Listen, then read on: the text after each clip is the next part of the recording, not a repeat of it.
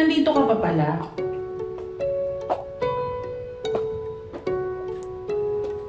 Paalis na ako pero natutuwa kasi ako sa mga picture nila eh. Perfect nila, no? Walang pamilyang perpekto.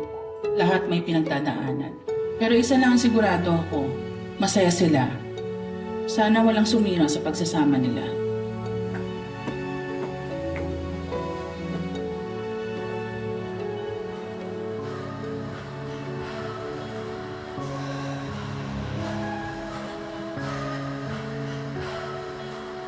Walang sisira sa inyo. In fact, madadagdagan pa kayo.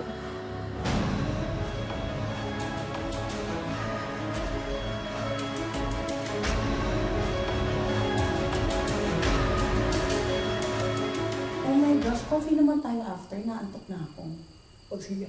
Kasi Mga bes, ito na ang mga paato shawi. O, Fonz Caldereta yan, ha? Alam mo, best, sobrang the best talaga tong kaldereta mo. Siyempre. Nakatatlong plato nga yung isa dyan eh. May pa-take home pa. Para sa feeding program ko to. Program? At sino naman ang mga beneficiaries mo? Sarili ko. Pati yung guard sa condo. Thank you. Ano ba? Diyos, sige na, iuwi niyo na yan. Oo. Gusto ko kasi, pati, Lorraine, please, bigyan mo naman si Ninong. Tsaka pasabi sa kanya na visit ako sa kanya next week. Oh, thank you. Of course. Kasi, nabisi ako kay Angel eh. Tuloy, masayang ako. Sana naabutan niyo. Sobrang excited ko pa naman na ma-meet yung kapatid ko. Sure ako magugustuhan siya. Naku sis, kahit hindi muna namin siya mamili. Ha? Kasi based sa kwento mo, parang kilalang kilala na namin siya. Actually, Boy! ito pa naman bukang bibig mo buong gabi ang kapatid mo. Pero, in fairness being an ate looks good on you. Talaga?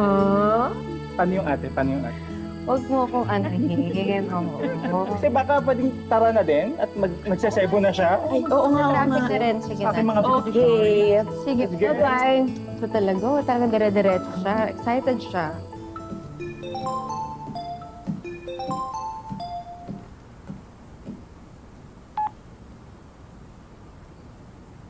Ingat ha!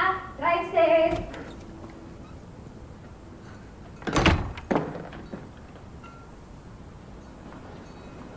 Uy, love, ano yan?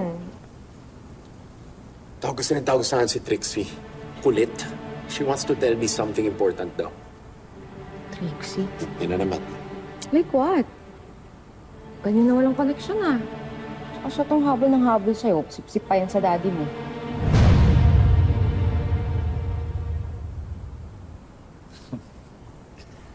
Don't tell me. Nagsiselos ka. Objection, Your Honor. Hindi ako nagsiselos. Kahit ano pang gawin niya sa akin ka lang. Sorry pero talika na sa akin, Mr. Marco Panganiban. Exhibit A. Exhibit B, makikita mo sa kwarto. Hindi ka dito! Exhibit C ang parway!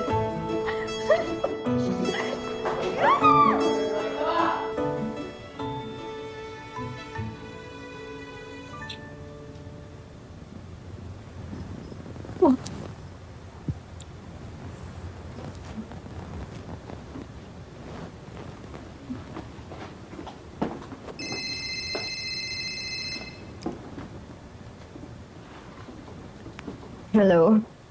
Ate! Tulungan mo ako! Angel, ano nangyayari sa'yo? Angel! Ate! Tiligtas ka. Okay ka lang? Nakatakas ako after nitong tawagan. Ano ba nangyari? Pagkasunog sa bahay ng isang lalaki. Kaya wala na yung mga gamit ko. Ito na lang yung nasama mo sa akin. Tsaka ito, mawala na lahat, huwag lang to. Paano ba nagkasunog? Base sa salaysay ng isang lalaki. Natutulog siya nang bigla siya nakarinig ng labasan. Pagtingin niya raw dito, nakita niya yung sala ng susunog na. So, sinadya yung sunog? Hinihintay pa namin yung report ng fire department. Investigahan niya to, Inspector. Muntik na mamatay kapatid ko. Alamin niyo kung sino gumawa nito at hanapin niyo kung sino gusto manakit sa kanya. Ate, konti lang naman yung may matinding galit sa akin eh. Si Ringo, nakakulong naman na siya. Tsaka si Naisete. Ate, bakit ba nila to ginagawa sa akin? Wala naman akong kasalanan. Ligtas ka na. Hindi ako papayag na may manakit sa'yo.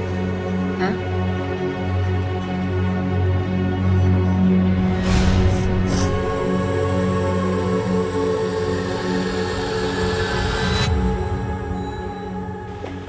Tara, Angel.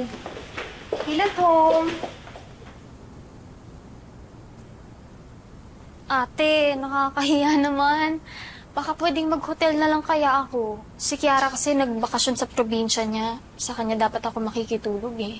Oo nga, love. Baka mas komportable dun si Angel. Di pwede. Delikado yung buhay ni Angel. Di ba nga sabi ng inspector, sinadya yung sunog, may foul play. Buti sana kung accident lang eh. Pero hindi.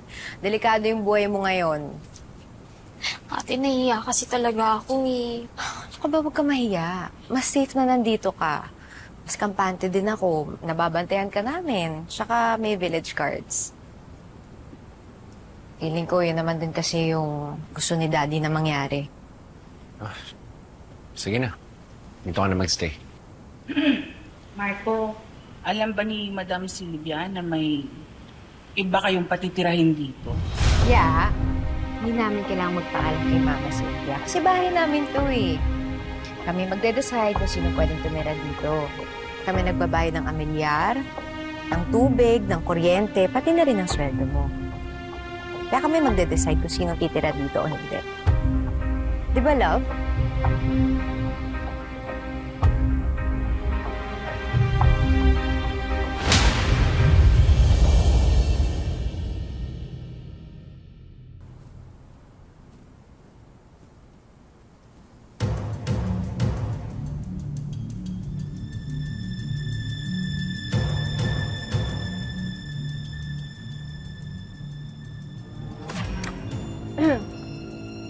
Saan pupunta?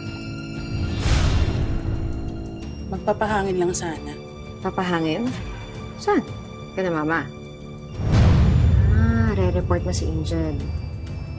Karapatan niyang malaman kung ano yung nangyayari dito. Nag-aalala yon para sa anak niya at sa mga apo niya. Pero ya, kailangan ba talaga na ikaw ang magsabi kay mama? Hindi ba pwedeng ako ang mag-explain sa kanya? Mahirap kasi, Ma'am Vanessa, na may ibang tao dito. Ya, hindi ibang tao si Angel. Kapatid ko siya. Malaki ako mag-isa. First time ko maging ate.